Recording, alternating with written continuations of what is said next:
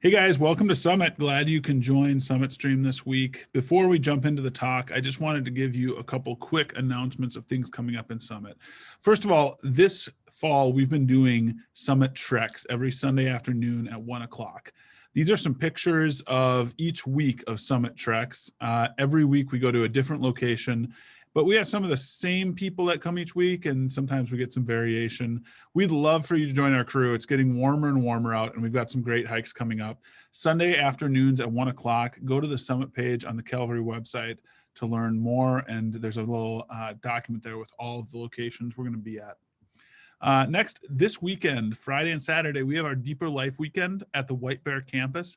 Now, we are a little past deadline for sign up. However, if you were to shoot me an email or a text tonight, or just let Andrew and Jenna know during this call, hey, I haven't signed up, but I want to come, we can still fit you in. The cost is $25, and there's a lot of fun to be had this Friday and all day Saturday at the White Bear campus. Also, next Wednesday is small group night. And so if you're coming in person, check with your small group leader. We're probably not meeting at Calvary. So check with your small group leader, your class leader about where we're going to meet. And we'll still have Summit Stream, and we'll have we'll be meeting on Thursday next week as well.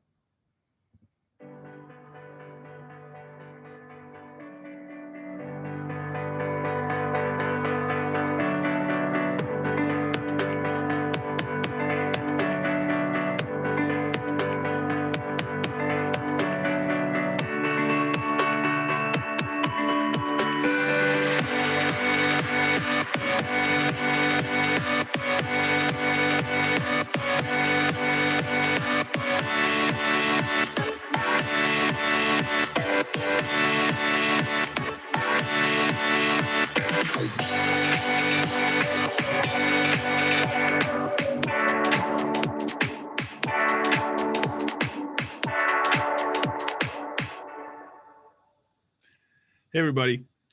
I have a little bit of a confession to make, and that's that lately I have been playing a significant amount of Mario Kart on my phone.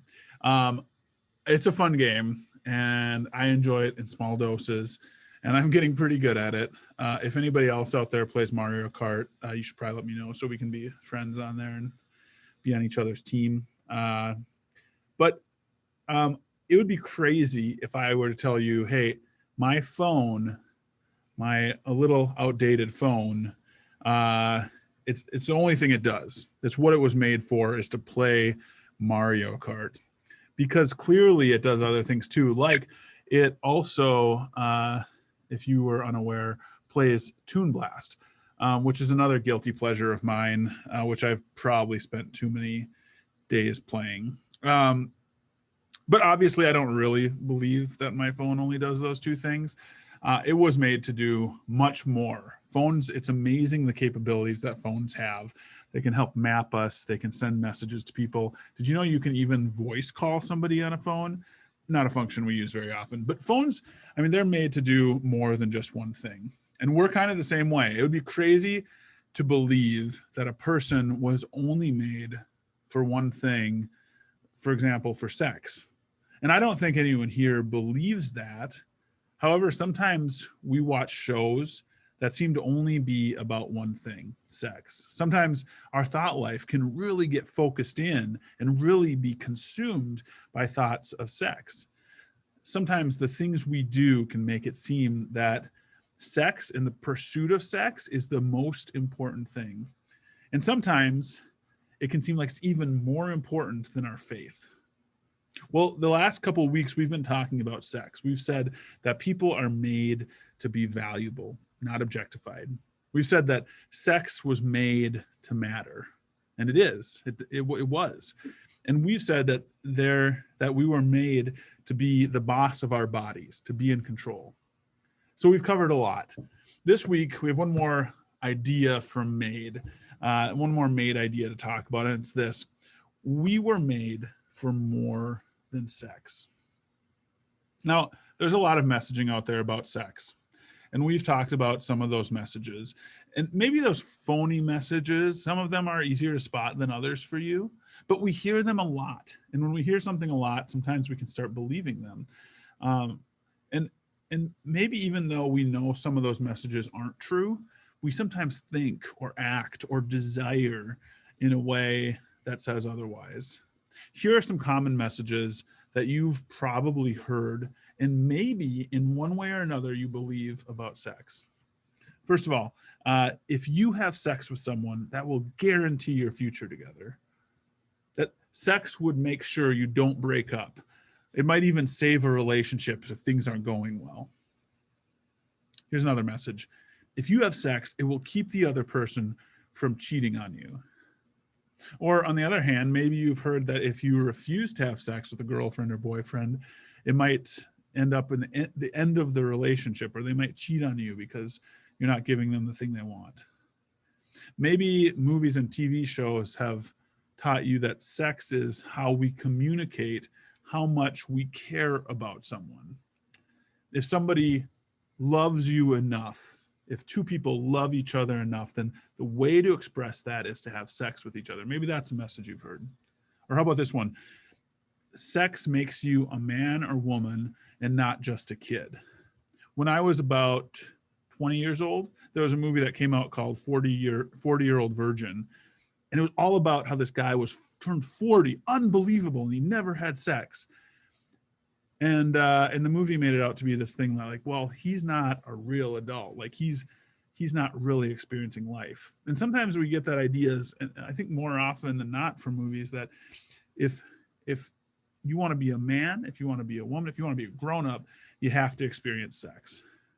And you don't get the first time out of, if you get the first time out of the way, that's a good thing, because then, you know, it's not such a big deal. Here's another message we sometimes hear. Maybe you believe that if someone wants to have sex with you and you agree, then you'll feel valued and better about yourself. Maybe you feel insecure about the way you look, your body, your social status, or your relationship status, and sex maybe would help that. Maybe it would get rid of some of those unwanted feelings. Or maybe you've heard that if you wait until marriage to have sex, then everything is going to be perfect. Your marriage will be like so many romantic movies you've seen where the romance just keeps going and nothing's going to be wrong because you waited. Or maybe you've heard that sex is the reason to get married. You know, wait if you can, but if you can't wait, then get married. Even if the relationship's not perfect, just get married, and that's going to solve some issues. And you've probably heard that sex is for marriage, which is what we believe, what we believe God made sex for. But sometimes people also think that that means everything but actual sex before marriage is fine, or obsessing about sex if you don't have sex is totally fine, or if you've had sex before marriage, it's hopeless, you've messed up. Or following the rules before marriage means that once you are married, there are no rules. Now, there's a lot of messages out there, and my point is you're getting a lot of conflicting messages about sex, and a lot of them aren't true. Even if they were given with the best intentions, it doesn't make them true. And a lot of these untrue messages all boil down to one big idea, and that's that sex is everything. And the problem with thinking that way, the problem with believing that sex can do all these different things in a relationship for you, for your feelings, the problem is that it turns sex into something that it was never meant to be. And do you know what that thing is? Something that does everything for you, something that's a focal point, something you pursue, something you worship. It makes sex into a god. And that, I get it. Maybe that seems a little dramatic. Maybe it seems like an overreaction. But here's what I mean. When we make anything more than it was made to be, when we elevate it beyond its intended value, we are making it an idol. We're making it a god. We are giving it more power than it was made to have.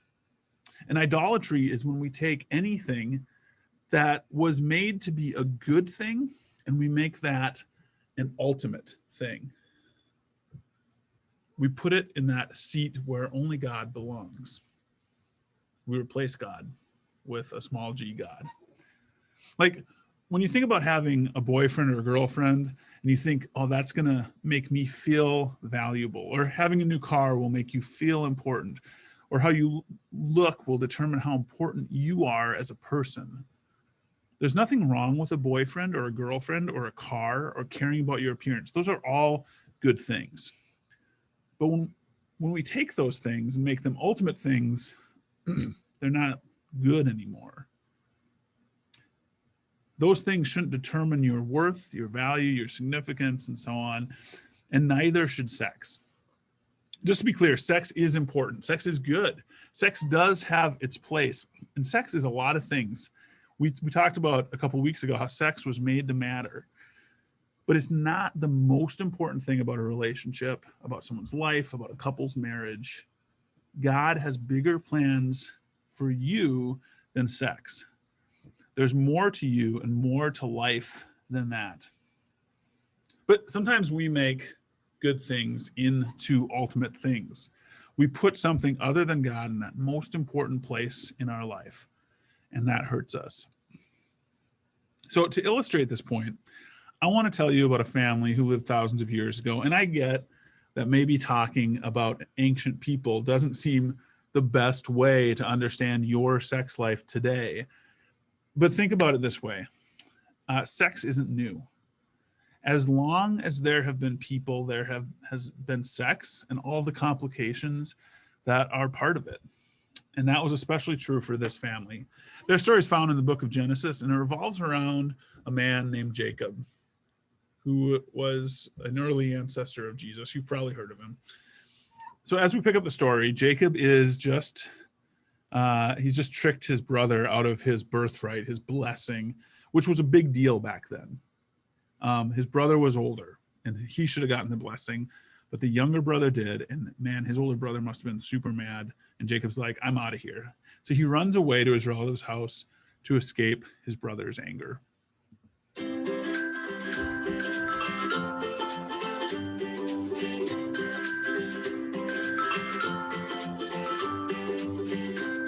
After running away from Esau because he tricked him out of his father's blessing, Jacob ran to his uncle Laban's house.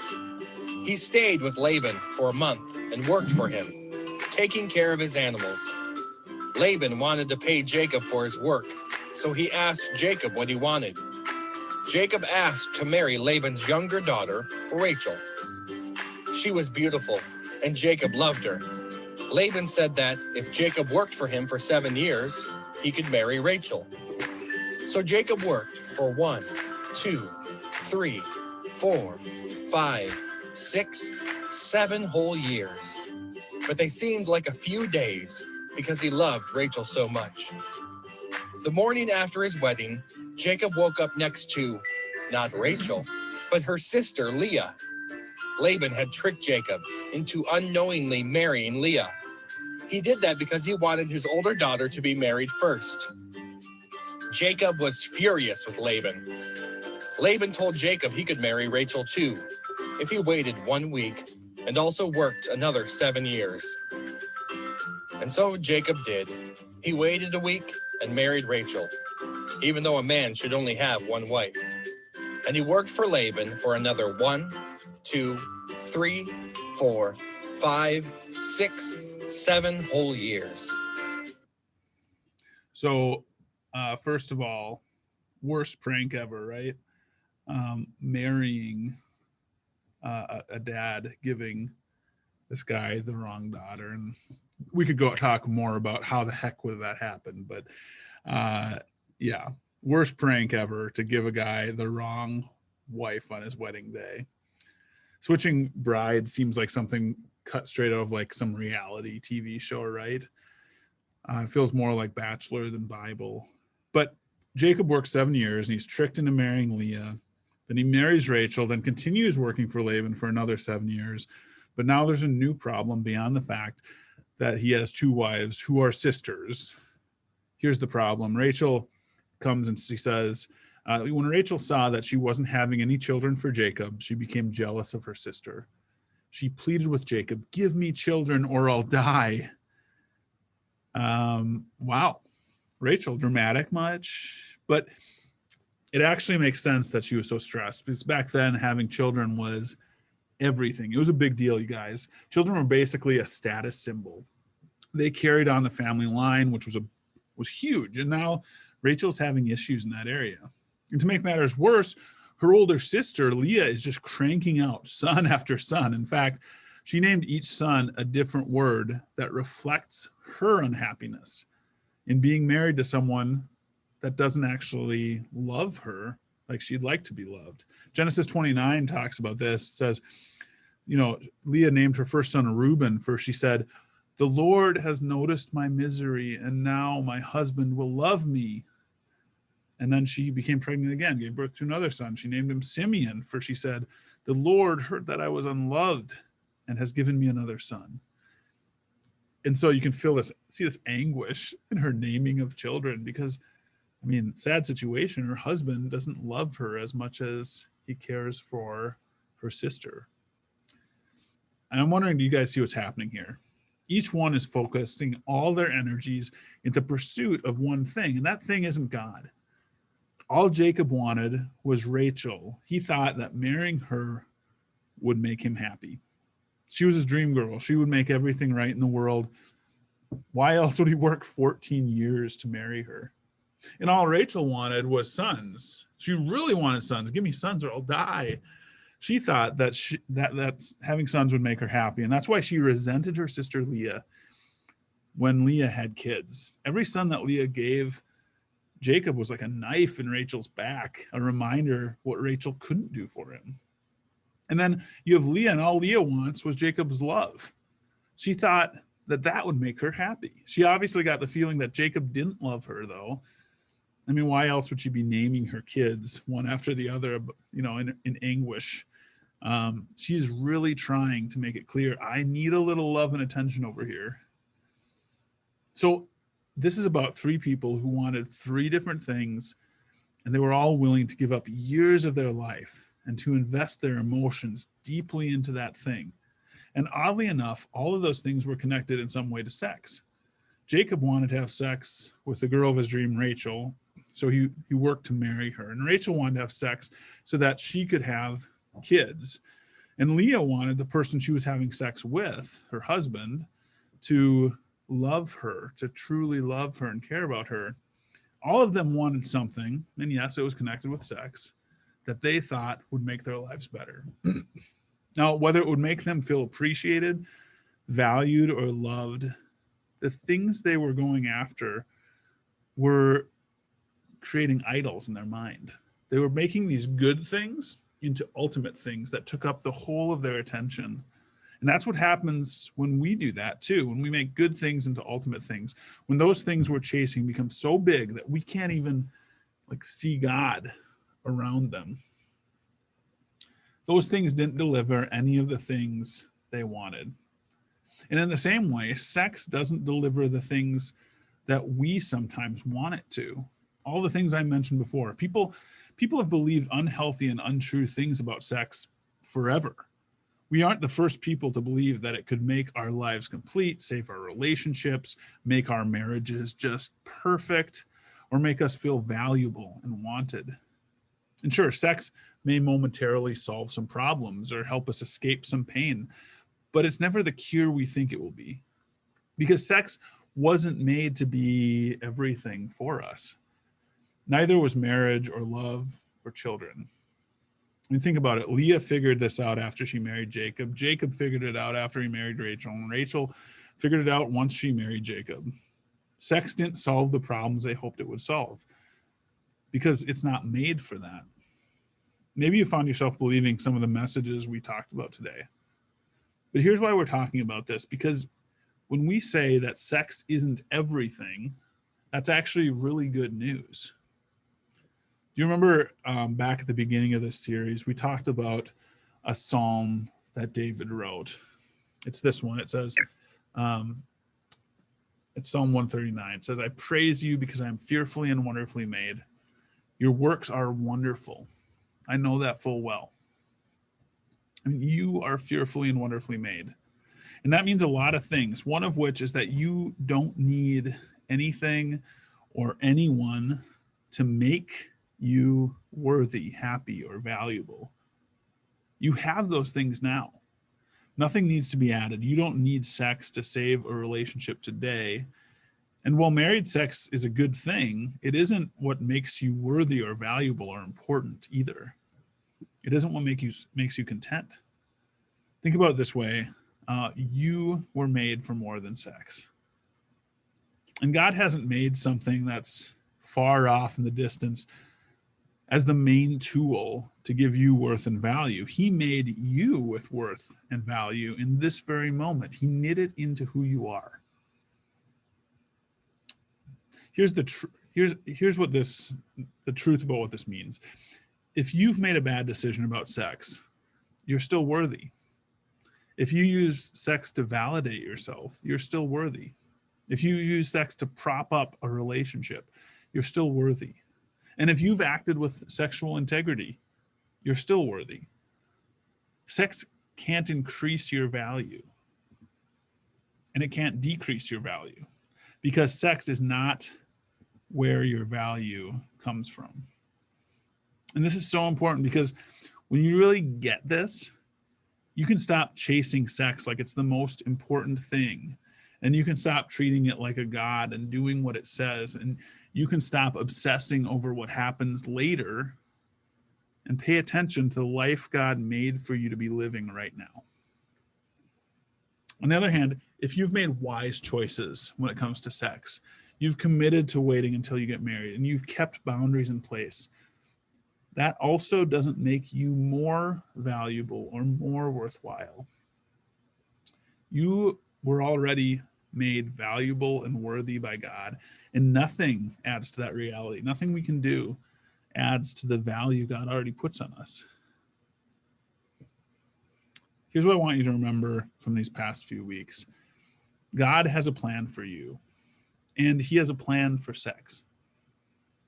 And it's the best plan because it honors you and it honors the other person. It sets you and them up for a better future.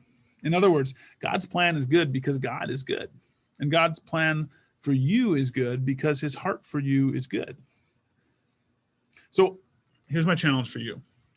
I want you to write down David's Psalm in 139 that I mentioned earlier. Let me pull it up on the screen here. Write this down somewhere. I praise you because I am fearfully and wonderfully made. Your works are wonderful. I know that full well. And what I want you to do is write that down and then carry it around with you, or place it somewhere you're going to see it often, maybe on the mirror, maybe in the car, on a notebook that you pull out every day, somewhere you're going to see it often. And think about this psalm whenever you're tempted to believe that something else will give you the value or worth you want. I want you to think about it when you're tempted to believe that something you've done has taken your value and your worth away from you, because that's not something that can happen. This verse is powerful because it's a reminder that you are valuable and worthy simply because God made you that way.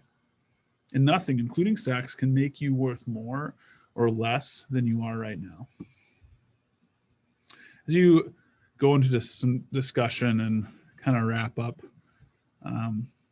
as we wrap up this conversation about how God made us, my hope is that you would remember this truth, that God made you on purpose, fearfully and wonderfully, and nothing you have done or haven't done will change that. And I want you to experience life knowing that you matter no matter what. Let me wrap us up in prayer. Dear God, thank you for the way you've made us.